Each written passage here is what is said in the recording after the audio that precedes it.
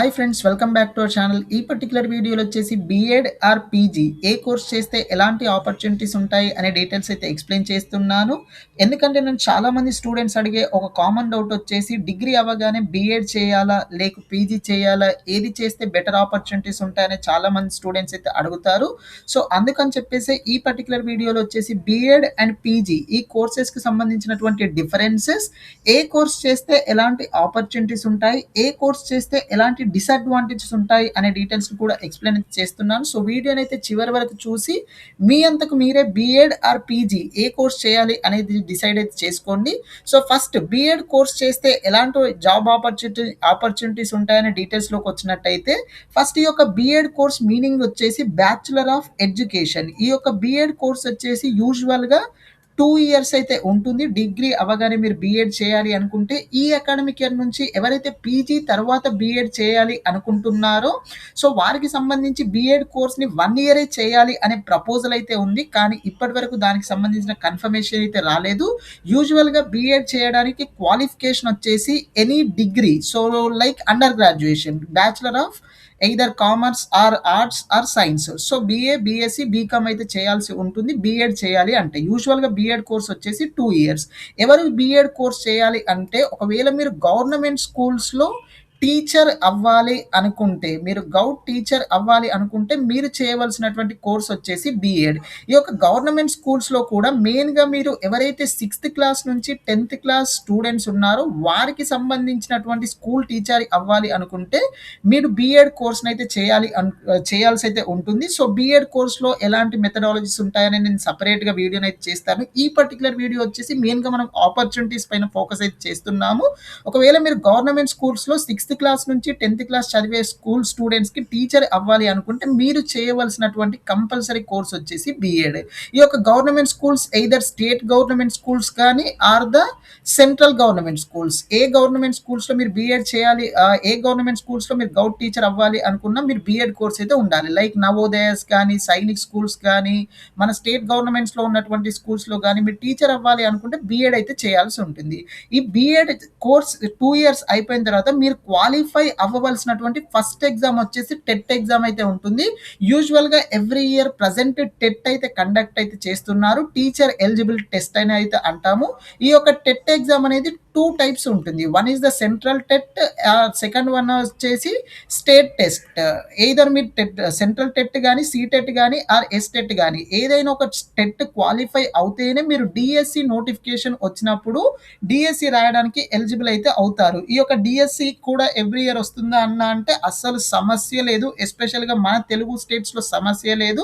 So ఎప్పుడైతే number of teacher vacancies పెరిగిపోతాయో చాలా అరుదుగానే ఈ యొక్క డిఎస్సి ఎగ్జామ్స్ అయితే కండక్ట్ చేస్తారు. యూజువల్గా 3 to 4 ఇయర్స్ వరకు డిఎస్సి ఎగ్జామ్స్ అయితే కండక్ట్ అయితే చేయరు. ఒకసారి డిఎస్సి ఎగ్జామ్ అయిన తర్వాత యూజువల్గా 3 to 4 ఇయర్స్, కొన్నిసార్లు నంబర్ ఆఫ్ ఇయర్స్ పెరుగుతుంది కానీ తగ్గదు.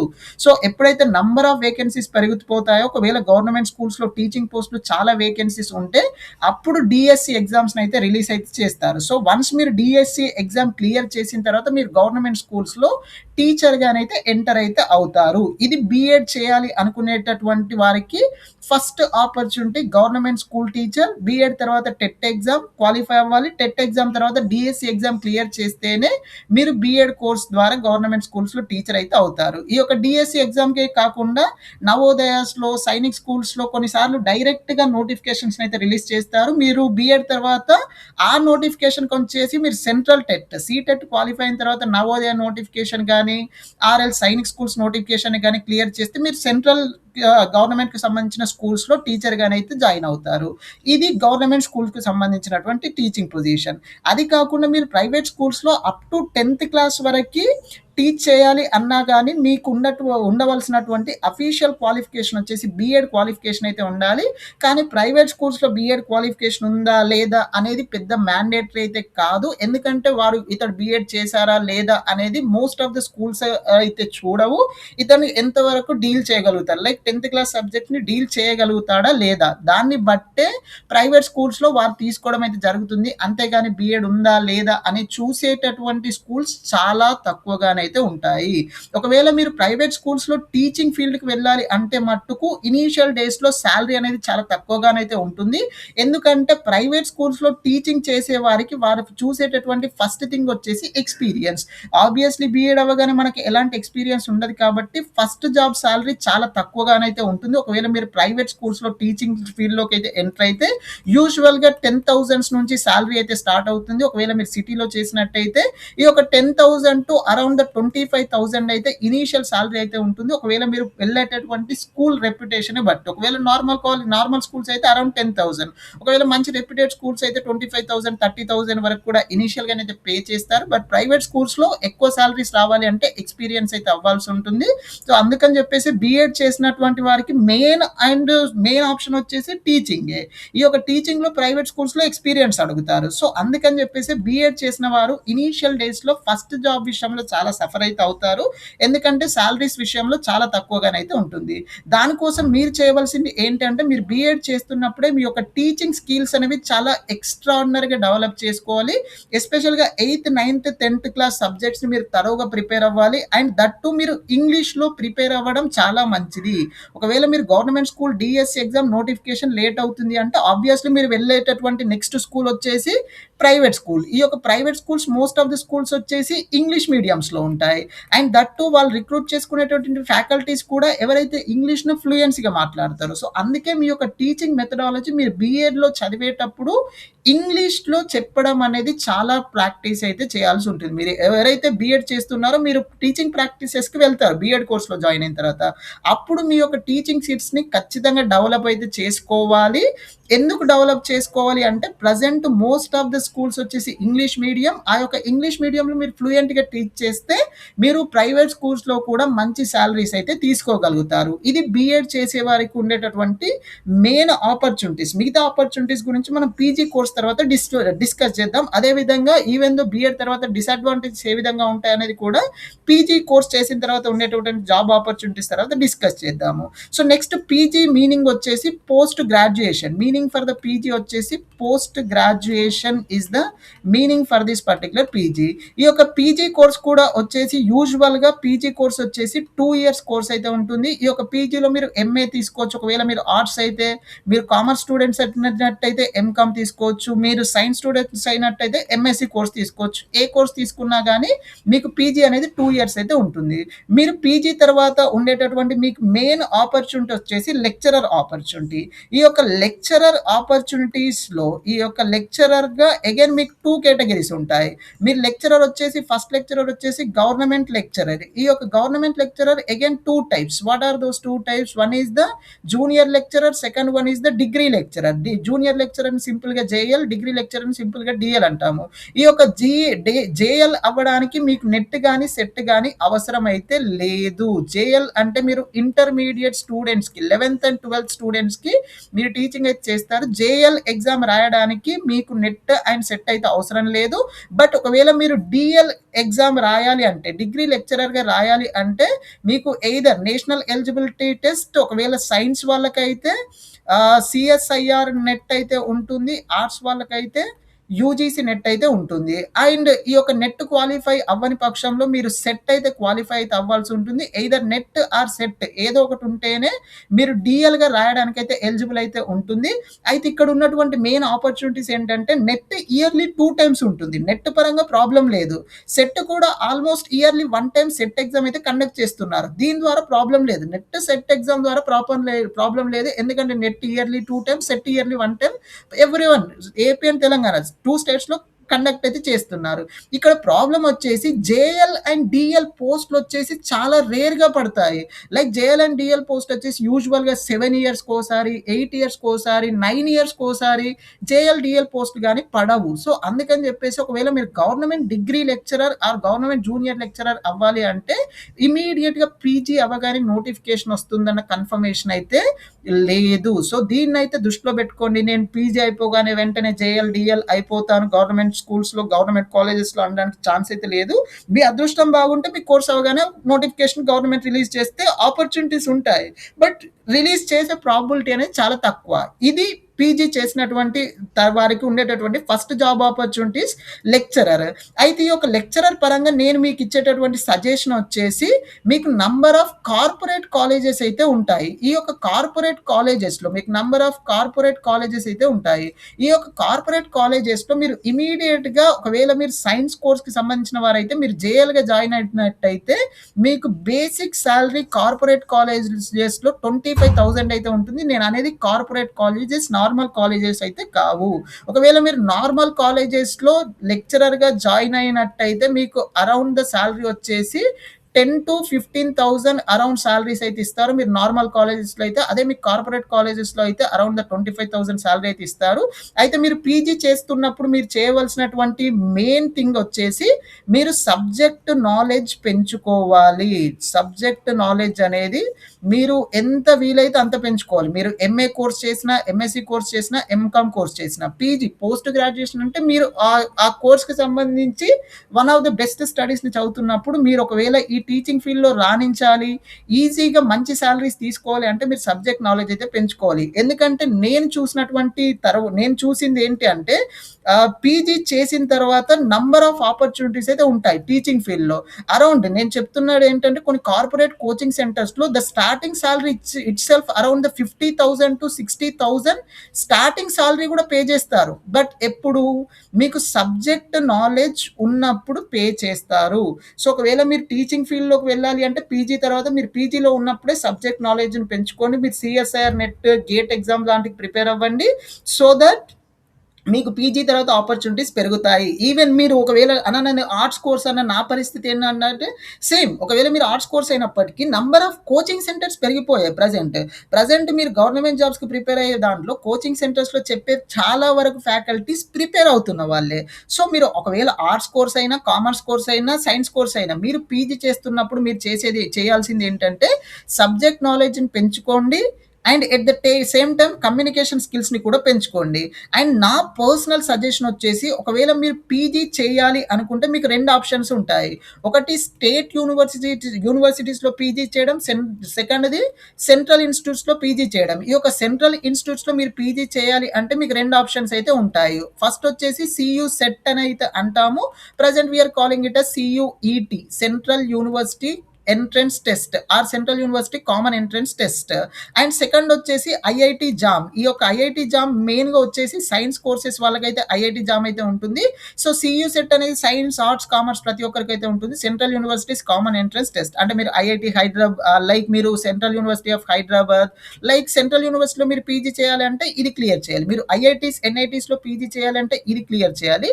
మీరు పీజీ స్టేట్ యూనివర్సిటీస్కి సంబంధించి ఏపీకి వచ్చేసి ఏపీ పీజీ సెట్ అయితే ఉంటుంది, ఏపీ పీజీ సెట్ అయితే ఉంటుంది. తెలంగాణకు వచ్చేసి సిపి గెట్ ఎంట్రన్స్ ఎగ్జామ్ అయితే ఉంటుంది. సో మీరు ఈ ఎగ్జామ్స్ అయితే క్లియర్ చేయాలి. నా పర్సనల్ సజెషన్ వచ్చేసి ఒకవేళ మీరు పీజీ చేసి సబ్జెక్ట్ రూట్లోనే వెళ్ళాలి అనుకుంటే మీ ఫస్ట్ ప్రిఫరెన్స్ అనేది సెంట్రల్ ఇన్స్టిట్యూట్స్కి అయితే ఇవ్వండి. ఎందుకంటే మీకు సెంట్రల్ ఇన్స్టిట్యూట్స్లో నంబర్ ఆఫ్ క్యాంపస్ రిక్రూట్మెంట్స్ ఎక్కువ జరుగుతాయి. ఈవెన్ దో మీరు ఆర్ట్స్ కోర్సెస్ తీసుకున్నప్పటికీ మీరు గవర్నమెంట్ జాబ్స్కి ప్రిపేర్ అవ్వాలి అంటే మీకు సెంట్రల్ యూనివర్సిటీలో ఉండే ఆపర్చునిటీస్ చాలా ఎక్కువ. ఫర్ ఎగ్జాంపుల్ నేను ఒక ఎగ్జాంపుల్ ఇస్తాను. లైక్ మీరు ఉస్మానియా యూనివర్సిటీలో జాయిన్ అయ్యారు. మీకు ఉస్మానియా యూనివర్సిటీలో లైబ్రరీ వచ్చేసి అరౌండ్ 10 to 11 o'clock క్లోజ్ అయిపోతుంది నైట్. మీరు సెంట్రల్ యూనివర్సిటీలో వచ్చేసి మీకు 24 hours with AC, number of books, all ఫెసిలిటీస్తో మీకు 24 hours లైబ్రరీ అయితే ఓపెన్ ఉంటుంది. సో అలాంటి ఆపర్చునిటీస్ మీకు చాలా ఉంటాయి. కాబట్టి ఒకవేళ మీరు పీజీ చేయాలి అనుకుంటే నా పర్సనల్ సజెషన్ వచ్చేసి మీ ఫస్ట్ ప్రియారిటీ సెంట్రల్ యూనివర్సిటీస్కి అయితే ఇవ్వండి. స్టేట్ యూనివర్సిటీలకు కాకుండా సెంట్రల్ యూనివర్సిటీస్కి ఫస్ట్ ప్రిఫరెన్స్ అయితే ఇవ్వండి.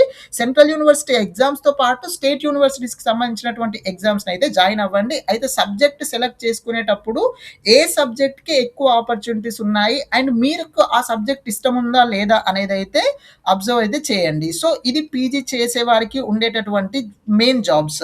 ఈ యొక్క టీచింగ్ ఫీల్డ్తో పాటు పీజీ చేసిన తర్వాత మీకు ఉండేటటువంటి మరొక additional job and one of the most important job వచ్చేసి పిహెచ్డి అడ్వాంటేజ్ ఉంటుంది. ఒకవేళ మీరు పీజీ చేసేటప్పుడే మీరు నెట్ క్లియర్ చేశారు, మెయిన్గా మీరు యూజీసీ నెట్ కానీ ఆర్ సిఎస్ఐఆర్ నెట్ కానీ క్లియర్ చేస్తారు.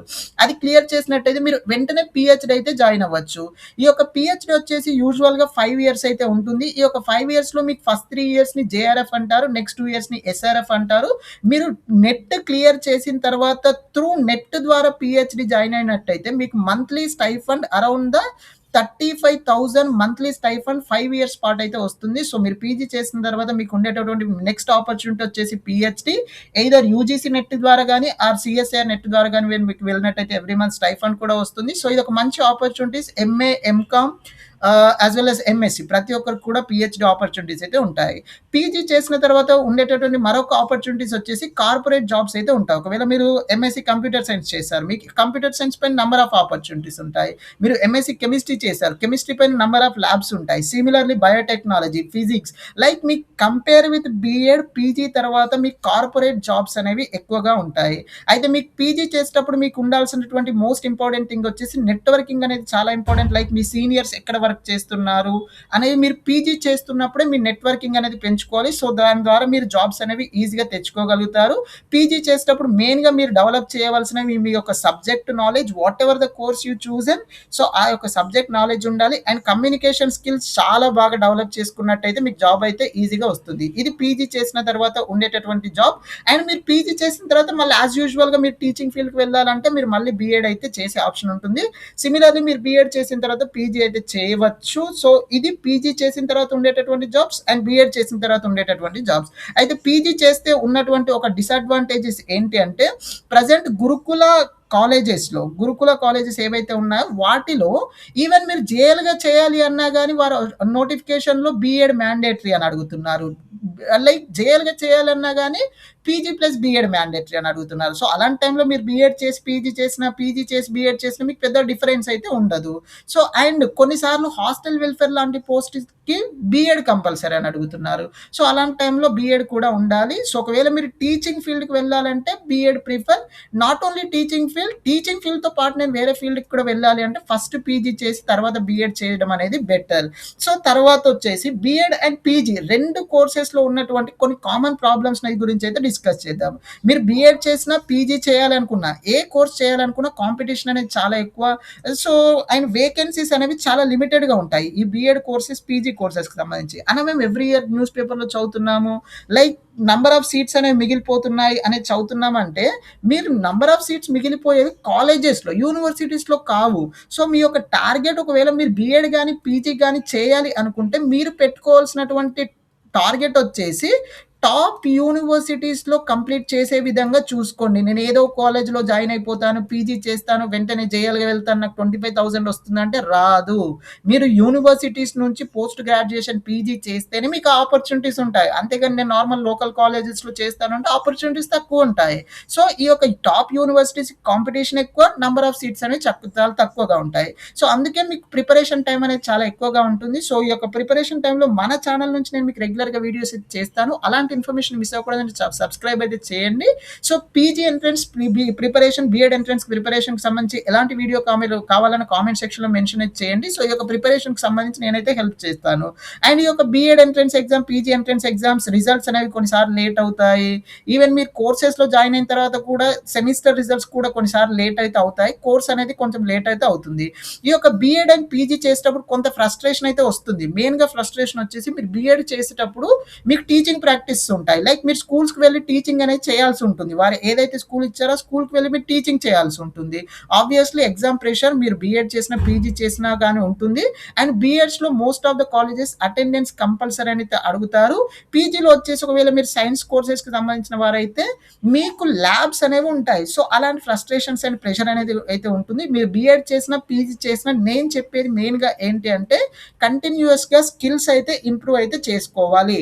అయితే మీ సబ్జెక్ట్ రిలేటెడ్‌గా స్కిల్స్ అదే విధంగా కరెంట్ ట్రెండింగ్ జాబ్స్ ఏవైతే ఉన్నాయో ఆ కోర్సెస్‌కి సంబంధించి మీరు స్కిల్స్‌ని బీఎడ్ చేసినా, పీజీ చేసినా 2 ఇయర్స్‌లోనైతే డెవలప్ అయితే చేసుకోవాలి. ఇంకా రియాలిటీ చెక్ విషయానికొచ్చినట్టయితే మీరు బీఎడ్ చేసినా, పీజీ చేసినా అంత ఈజీగా జాబ్ అయితే రాదు. సో, ప్రెజెంట్ గవర్నమెంట్ జాబ్ రావాలన్నా, ప్రైవేట్ జాబ్ రావాలన్నా, ఎలాంటి జాబ్ రావాలన్నా కాంపిటీషన్ అనేది అయితే ఎక్కువగానే ఉంటుంది. మీరు బీఎడ్ చేసినా, పీజీ చేసినా మీరు కోర్స్ స్టార్ట్ అయిన రోజు నుంచే కాంపిటేటివ్ ఎగ్జామ్స్‌కి ప్రిపేర్ అయ్యేవారైతే ఆ ఎగ్జామ్స్‌కి ప్రిపేర్ అవుతూ, ఒకవేళ మీరు టీచింగ్ ఫీల్డ్‌లోనే ఉంటూ డీఎస్‌కి ప్రిపేర్ అవ్వాలి అనుకుంటే ఆ ఎగ్జామ్స్‌కి ప్రిపేర్ అవుతూ, జేఎల్, డీఎల్‌కి ప్రిపేర్ అవ్వాలనుకుంటే ఆ ఎగ్జామ్‌కి ప్రిపేర్ అవుతూ, మీరు ఫ్యూచర్‌లో ఏదైతే అవ్వాలనుకుంటున్నారో ఆ ఎగ్జామ్స్‌కి మీరు కోర్స్ జాయిన్ అయిన ఫస్ట్ నుంచే ప్రిపేర్ అవుతూ పేషెన్స్‌తో ఉండి కన్సిస్టెంట్‌గా ప్రిపేర్ అవుతేనే మీకు ఫ్యూచర్‌లో జాబ్స్ అనేవి రావడం జరుగుతుంది. ఒకప్పటిలాగా కోర్స్ కంప్లీట్ చేయగానే జాబ్ వచ్చే ఛాన్సెస్ అయితే లేవు. ఇది మీరు బీఎడ్ చేసినా, పీజీ చేసినా అప్లికేబుల్ అయితే అవుతుంది. ఏది చేసినా జాబ్ రావాలంటే కాంపిటీషన్ అయితే పెరిగిపోతుంది. సో, అందుకని చెప్పేసి మీరు కోర్స్ చేయగానే వెంటనే జాబ్ రావాలంటే కష్టం కాబట్టి మీకు ఫస్ట్ ఉండవలసింది ఏంటి అంటే పేషెన్స్ అనేవి కంపల్సరీగా ఉండాలి. ఎలాంటి పేషెన్స్ కావాలి sir? For example your BEd వచ్చేసి 2028లో బీఎడ్ కంప్లీట్ అయిపోతుంది అనుకుంటే మీకు వెంటనే డీఎస్సీ పడొచ్చు. లేదంటే 4 ఇయర్స్ తర్వాత డీఎస్సీ పడొచ్చు. ఈ 4 ఇయర్స్ కూడా మీరు ఏదైనా జాబ్ చేస్తూ డీఎస్సీ కొరకు కన్సిస్టెంట్‌గా ప్రిపేర్ అయితే అవ్వాలి. సిమిలర్‌లీ ఈ 4 ఇయర్స్ మీరు జాబ్ చేస్తూ ఏదైనా జాబ్ చేస్తూ లైక్ ఏదైనా ఎర్నింగ్ చేస్తూ మీరు జేఎల్ గానీ, డీఎల్ గానీ ఎగ్జామ్స్‌కి ప్రిపేర్ అయ్యైతే అవ్వాల్సి ఉంటుంది. ఆర్ ఎల్స్ మీరు బీఎడ్ అవ్వగానే వెంటనే పీజీ జాయిన్ అయ్యి తర్వాత మీరు ఈ కాంపిటేటివ్ ఎగ్జామ్స్‌కి ప్రిపేర్ అవ్వడం. సిమిలర్‌లీ పీజీ అవ్వగానే బీఎడ్‌కి వెంటనే జాయిన్ అయ్యి ఈ యొక్క ఎగ్జామ్స్‌కి అయితే ప్రిపేర్ అవ్వాల్సి అయితే ఉంటుంది. నా పర్సనల్ సజెషన్ వచ్చేసి మీరు ఈ కోర్స్‌లో జాయిన్ అయినప్పుడు బీఎడ్ గానీ, పీజీ గానీ మీరు ఏ కోర్స్‌లో జాయిన్ అయినా గానీ మీ యొక్క స్కిల్స్ అనేవి కంటిన్యూస్‌గా డెవలప్ అయితే చేసుకోండి. ఎస్పెషల్‌గా ప్రెజెంట్ మార్కెట్‌లో ఉన్నటువంటి జాబ్స్ ఫ్యూచర్‌లో డెవలప్ అయ్యేటటువంటి జాబ్స్‌కి సంబంధించినటువంటి స్కిల్స్ అనేవి ఖచ్చితంగానైతే చెక్ చేసుకోండి. సో, ఇది రియాలిటీలో ఉండేది. మీరు బీఎడ్ చేసినా, పీజీ చేసినా కోర్స్ అయిపోగానే వెంటనే జాబ్ అయితే రాదు. సో, దాన్ని దృష్టిలో పెట్టుకొని మీరు ఏ కోర్స్‌కి జాయిన్ అవ్వాలా అనేదైతే డిసైడ్ చేసుకోండి. ఇంక ఫైనల్‌గా నా యొక్క హానెస్ట్ కన్క్లూజన్ విషయానికి వచ్చినట్టయితే ఒకటి జాబ్ అంత ఈజీగా రాదు అనేదైతే చాలా క్లియర్‌గానైతే ప్రెజెంట్ సిట్యుయేషన్ అయితే ఉంది. సో, కాబట్టి మీరు కోర్స్‌ని సెలెక్ట్ చేసుకునేటప్పుడే రైట్ కోర్స్‌ని సెలెక్ట్ చేసుకొని ప్రాపర్‌గా రైట్ ప్రిపరేషన్ అయితే చేయడం అనేది చాలా ముఖ్యం. సో, ఈ కోర్స్‌ని సెలెక్ట్ చేసుకునేటప్పుడు మీకు నచ్చినటువంటి కోర్స్ ఒకటి మీరు దృష్టిలో పెట్టుకోవాలి. మీకు నచ్చినటువంటి కోర్స్‌తో పాటు ఆ కోర్స్‌కి ఫ్యూచర్‌లో డిమాండ్ ఉంటుందా? ఉండదా? అనేది కూడా మీరు దృష్టిలో పెట్టుకోవాలి. అది మీరు బీఎడ్‌లో సెలెక్ట్ చేసుకునే మెథడాలజీ గానీ, పీజీలో తీసుకునే సబ్జెక్ట్ కానీ, మీకు ఆ సబ్జెక్ట్ అంటే ఇష్టమా? అండ్ ఆ సబ్జెక్ట్‌కి ఫ్యూచర్‌లో ఎలాంటి డిమాండ్స్ ఉండబోతున్నాయి అనేది డిసైడ్ చేసుకొని మీరు ఆ కోర్స్‌నైతే సెలెక్ట్ చేసుకోవాలుంటుంది. ఒకటి మాత్రం ట్రూ అదేంటి అంటే గవర్నమెంట్ జాబ్ గానీ, ప్రైవేట్ జాబ్ గానీ మంచి పొజిషన్‌కి వెళ్ళాలంటే షార్ట్ కట్స్ అయితే ఉండవు. ఖచ్చితంగా హార్డ్ వర్క్ అయితే చేయాల్సి ఉంటుంది. ఈ యొక్క హార్డ్ వర్క్ కూడా కన్సిస్టెంట్‌గా చేయాలి. మీ కోర్స్ కంప్లీట్ అయిపోయిన తర్వాత 2 ఇయర్స్‌కే నోటిఫికేషన్ రావచ్చు, 3 ఇయర్స్‌కే నోటిఫికేషన్ రావచ్చు, 4 ఇయర్స్‌కే నోటిఫికేషన్ రావచ్చు. సో, ఎప్పుడైతే నోటిఫికేషన్ వస్తుందో ఆ రోజు వరకు కూడా మీ యొక్క ప్రిపరేషన్ అనేది కంటిన్యూగా కావాలి. And develop your skills daily. So, A course చేసినప్పటికీ మీ యొక్క స్కిల్స్ అనేవి ఖచ్చితంగా డెవలప్ చేసుకోండి. స్కిల్స్ అనేవే ప్రస్తుతం ఉన్న జనరేషన్‌లో the most important thing. So, అందుకని చెప్పేసే మీ యొక్క స్కిల్స్ డెవలప్‌మెంట్ అనేది ఎక్కడ కూడా ఆపకండి. సో, ఇవి బీఎడ్ అండ్ పీజీకి ఉన్నటువంటి అడ్వాంటేజెస్ అండ్ డిసడ్వాంటేజెస్. వీటితో పాటు ఎవరైతే పీజీ చేస్తారో ఎస్పెషల్లీ సైన్స్ కోర్సెస్‌లో పీజీ చేస్తారో వారికి నంబర్ ఆఫ్ జాబ్స్ అయితే ఉంటాయి. ఈ యొక్క జాబ్స్ అన్నీ కూడా సెంట్రల్ గవర్నమెంట్ రిలేటెడ్ జాబ్స్ అయితే ఉంటాయి. ఫర్ ఎగ్జాంపుల్ మీరు ఎంఎస్సీ కెమిస్ట్రీ చేసినట్టయితే మీకు ఫుడ్ సేఫ్టీ ఆఫీసర్ విషయంలో కెమిస్ట్ రిలేటెడ్ జాబ్స్ ఉంటాయి. మీకు సమ్ కంపెనీస్‌లో జాబ్స్ ఉంటాయి. Like Bhabha atomic research centre, Indira Gandhi atomic research centre, physics చేసిన వాళ్ళకి, కెమిస్ట్రీ చేసిన వాళ్ళకి, మ్యాథ్స్ చేసిన వాళ్ళకి, బయాలజీ చేసిన వాళ్ళకి. సో, ఎవరైతే సైన్స్‌లో పీజీ చేస్తారో వారికి central government jobs specific subject వైస్‌గా ఉంటాయి. అందుకని నేనిచ్చే పర్సనల్ సజెషన్ వచ్చేసి మీరు పీజీ చేయాలి అనుకుంటే ఒక మంచి యూనివర్సిటీని సెలెక్ట్ చేసుకోండి. అండ్ ఆ కోర్స్‌కి ఫ్యూచర్‌లో ఎలాంటి డిమాండ్స్ ఉంటాయి అనేది సెలెక్ట్ చేసుకున్న తర్వాత పీజీ చేయడం మంచిది. అంతేగాని మీరు ఏదో కాలేజ్‌లో జాయిన్ అవుతాను అంటే పీజీ తర్వాత కూడా ఆపర్చునిటీస్ పెద్దగానైతే ఉండవు. బీఎడ్ తర్వాత ఉండేటటువంటి మెయిన్ ఆపర్చునిటీస్ టీచింగ్ ఫీల్డే. అంతకు మించిన ఆపర్చునిటీస్ సెంట్రల్ గవర్నమెంట్‌లో ఉంటాయి. బట్ స్పెసిఫిక్‌గా బీఎడ్ ఉంటేనే జాబ్ అనే ఆపర్చునిటీస్ అదర్ దెన్ టీచింగ్ చాలా తక్కువగానైతే ఉంటాయి. వేరస్ పీజీతోని మీకు number of central government jobs, state government jobs అయితే ఉంటాయి. ఫర్ ఎగ్జాంపుల్‌గా రీసెంట్‌గా టీఎస్ జెన్‌కో అనే నోటిఫికేషన్ అయితే వచ్చింది. ఈ యొక్క టీజీ జెన్‌కోలో ఎవరైతే ఎంఎస్సీ కెమిస్ట్రీ చేస్తారో జస్ట్ బేస్డ్ ఆన్ ఎంఎస్సీ కెమిస్ట్రీతోని లైక్ ఎంఎస్సీ కెమిస్ట్రీ ఉంటేనే ఆ టీజీ జెన్‌కో రాయడానికి ఎలిజిబిలిటీ అయితే ఉంది. సో, కంపారిటివ్‌లీ బీఎడ్, పీజీ చేసిన వారికి ఆపర్చునిటీస్ ఎక్కువ. బట్ మీ యొక్క కెరియర్ అనేది మీరు టీచింగ్ ఫీల్డ్‌లోనే ఉండాలి అనుకుంటే you can go with the BEd also.